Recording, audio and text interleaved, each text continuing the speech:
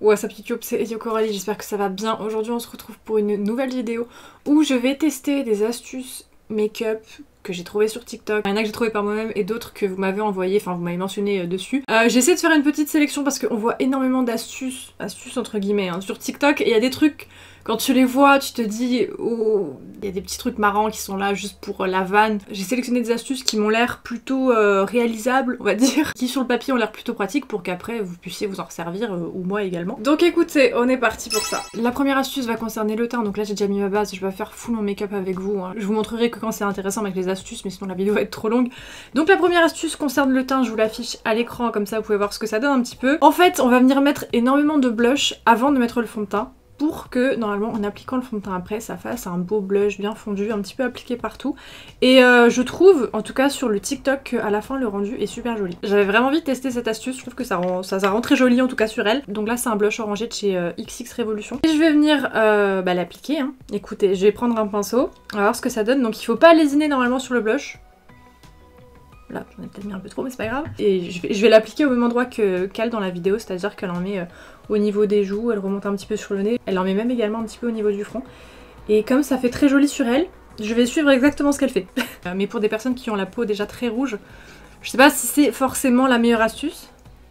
En tout cas, on va voir. Ils sont vraiment hyper pigmentés ces blush Révolution là.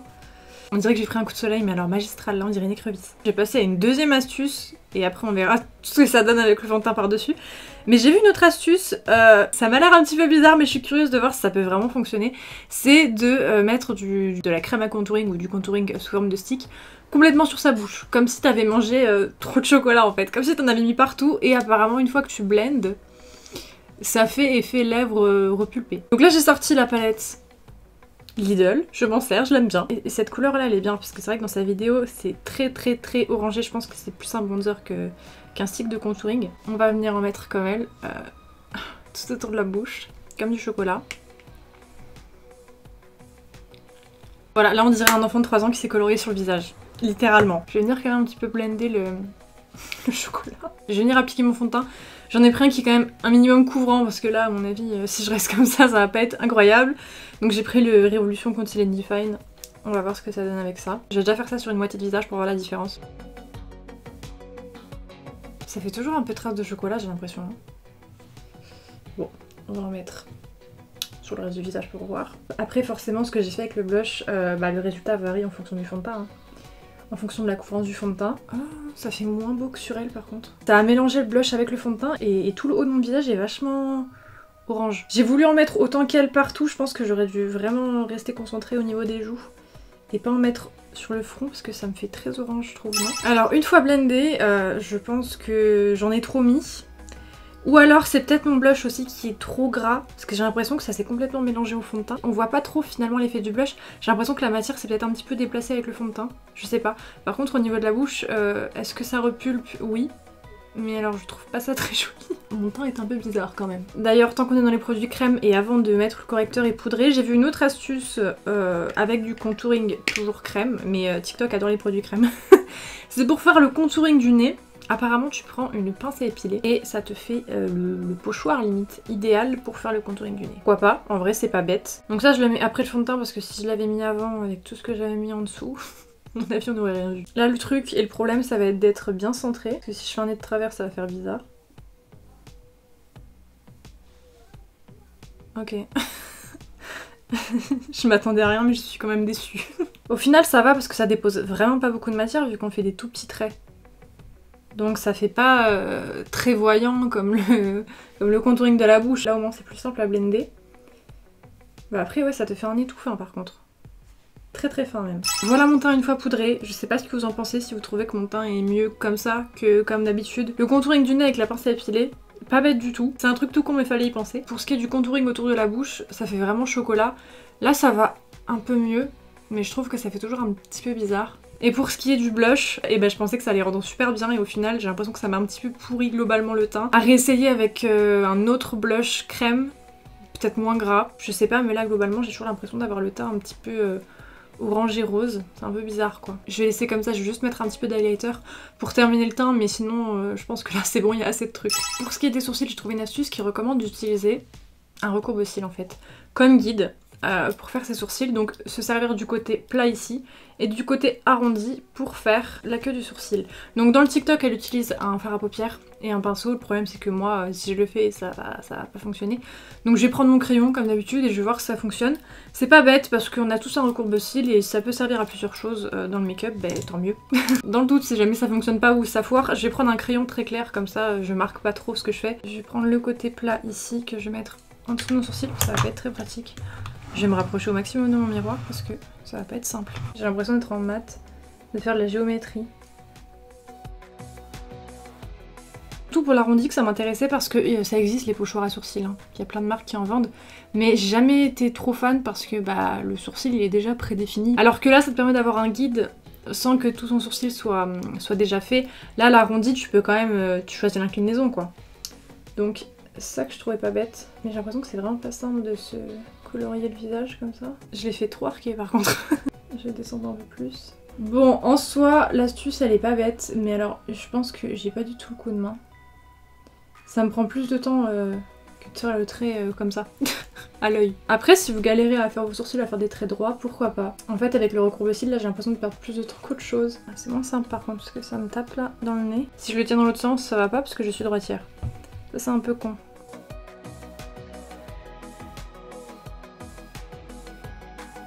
Ça peut être pratique si jamais t'es pas à l'aise ou que t'as jamais fait tes sourcils, mais une fois que t'as le coup de main, c'est quand même plus facile sans rien. J'ai terminé mes sourcils, je vais passer aux yeux, là je viens de poser de la base à paupières, et là c'est l'astuce que je trouve vraiment la plus cool, la plus stylée. Je trouve que le rendu à chaque fois, j'ai regardé plein de TikTok avec cette astuce, je trouve que ça rend trop bien, enfin c'est une technique en fait. On doit tout simplement utiliser des mouchoirs pour appliquer son fard à paupières et ça fait un petit effet comme ça un peu tacheté. Je trouve que ça fait un petit peu un côté peinture. Enfin je trouve ça hyper joli à chaque fois. Je vais faire un petit dégradé de couleur assez classique en mode coucher de soleil.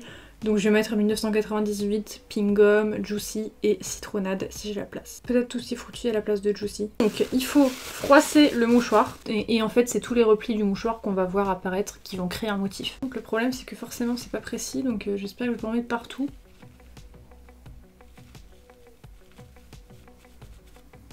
Oh! Je vous avoue que je suis vraiment pas sereine quand je le fais là. Là par contre faire la symétrie, bon courage. Hein. Donc je tapote bien dans le fard, je frotte même pour que ça mette de la matière sur le mouchoir. Ça fait un style hein.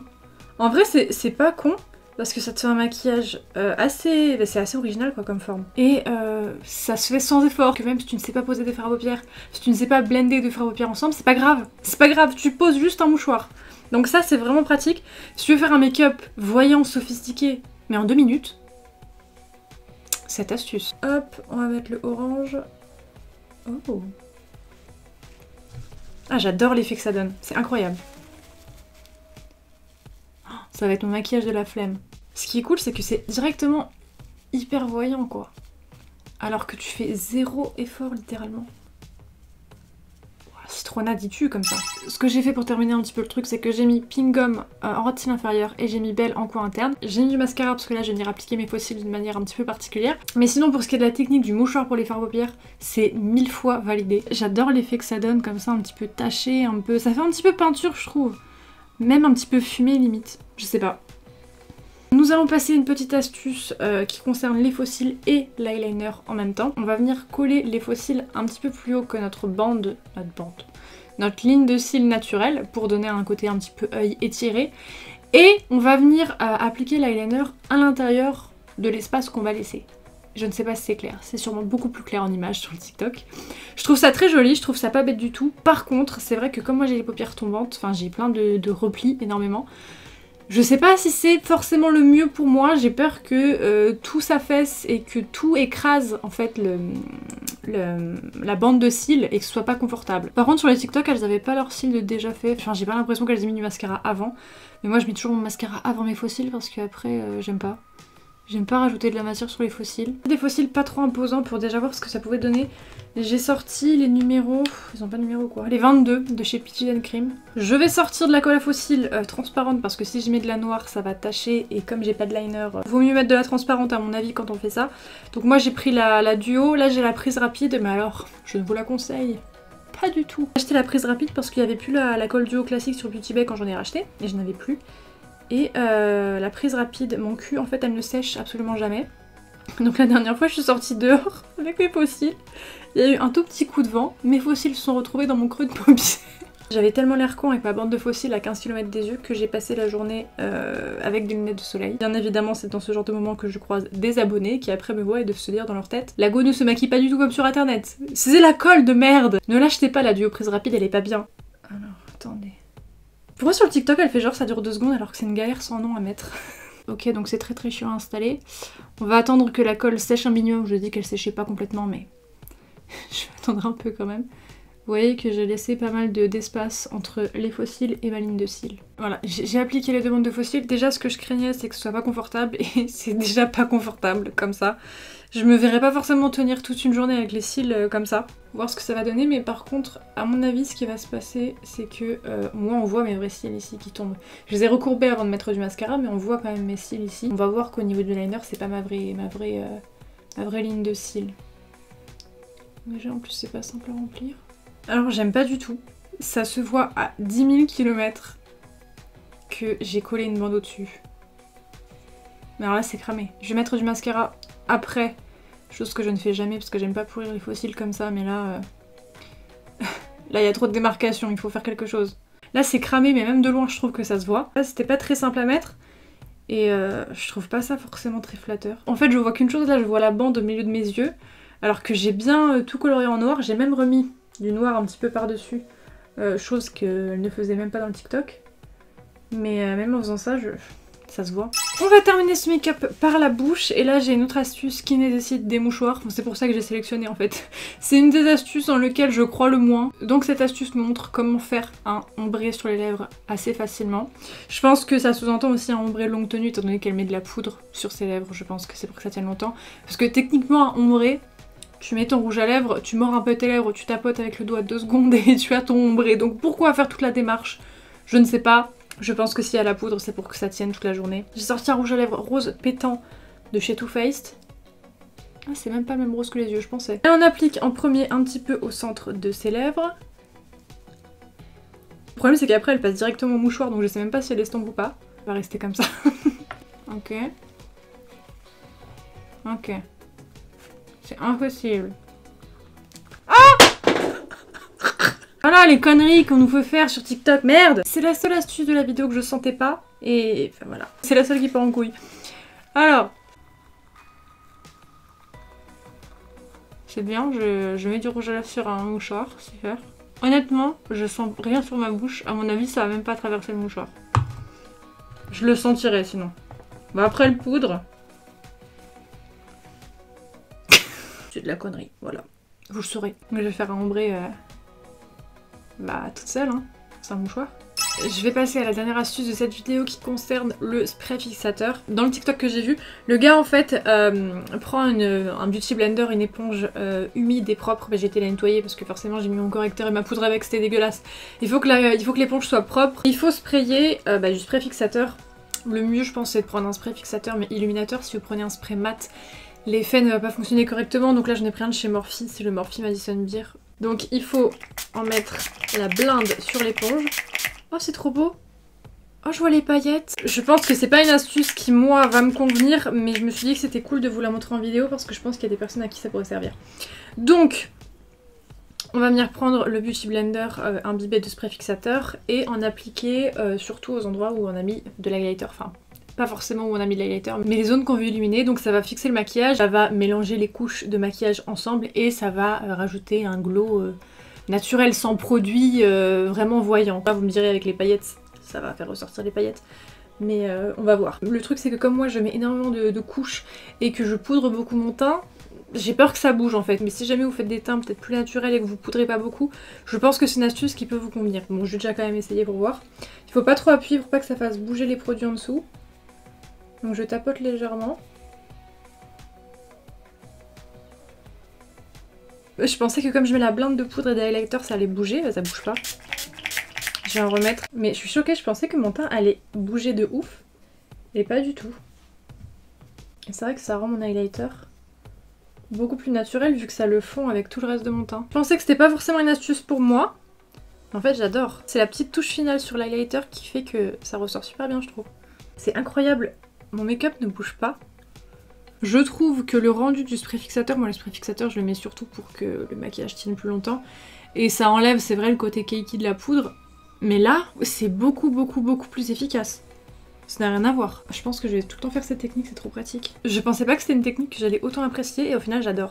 Voilà pour ce qui est du look que j'ai créé avec les astuces TikTok. Je vais vous dire du coup ce qu'il en est sur les astuces que je valide et celles que je ne valide pas. Dans l'ordre, premièrement, on a l'astuce du blush, enfin de la masse de blush sous le fond de teint.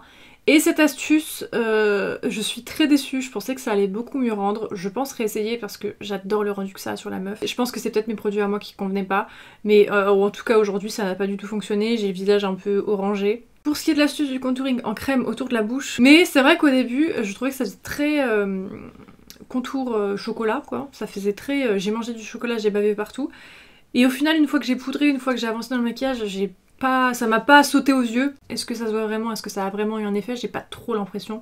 Donc pour moi l'astuce là elle est un petit peu inutile. L'astuce du contouring du nez avec la pince à épiler, pas con du tout. Je valide, c'était très pratique et ça prend 2 secondes, c'est pas mal. Les sourcils avec le recourbe-cils, ça va être non pour moi. Je sais que je vais pas le refaire. Parce qu'au final ça m'a pris plus de temps qu'autre chose. Mais comme je l'ai dit tout à l'heure, si jamais vous avez du mal à tracer vos sourcils, ça peut peut-être vous aider au début, ça peut être un guide pour vous, mais c'est vrai que une fois que t'as le coup de main, ça va plus vite sans ça, clairement. L'astuce des mouchoirs pour poser les fards à paupières, ultra fan, j'adore. Je pense que c'est mon astuce préférée de cette vidéo.